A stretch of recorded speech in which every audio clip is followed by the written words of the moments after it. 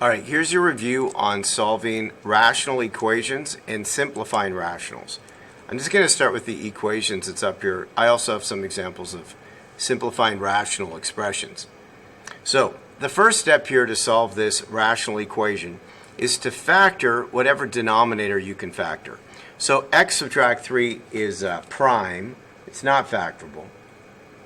But x squared, take away 3x. You can factor out an x. That's the greatest common factor. And the last one's the same one, right? You can factor out an x. That's x minus 3. So we factored out what we can. We should write down right now the restriction for x.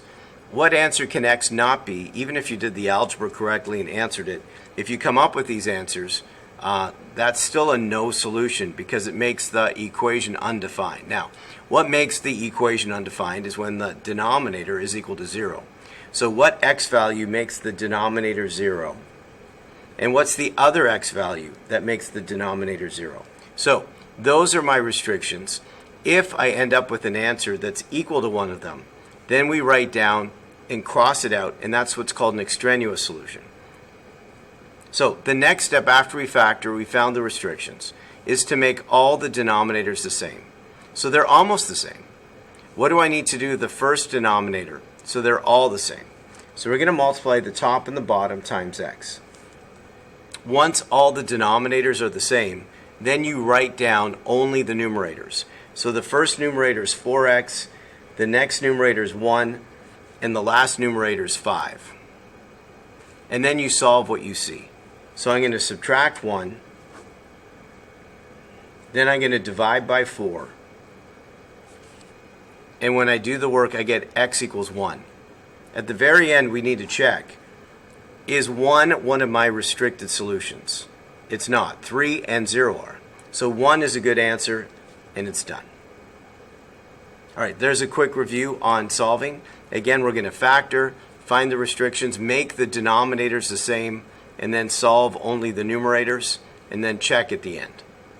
All right, how about the other part? Do you know how to simplify a rational? So write down this rational expression. And really, this should be a simple thing where we factor, and if we find a common factor, we divide it out. All right, so the numerator, two numbers, and if you need to, two numbers that multiply to 10, and the same numbers add to 7. So those two numbers are 5 and 2. So we write down x and positive 5 and x and positive 2.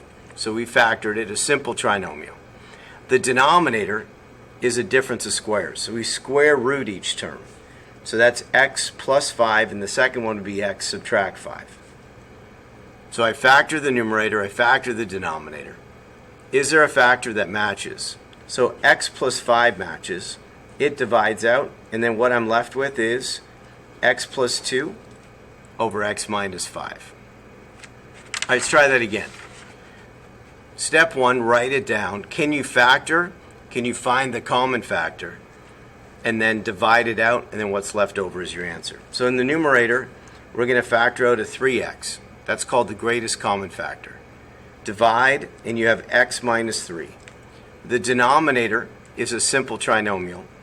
If you need to write this down, do it. Two numbers that multiply to 12, and the same numbers add to negative 7. So that's negative 4 and negative 3. Then look, is there a factor that matches? They divide out, and then the numerator and the denominator, and you're done.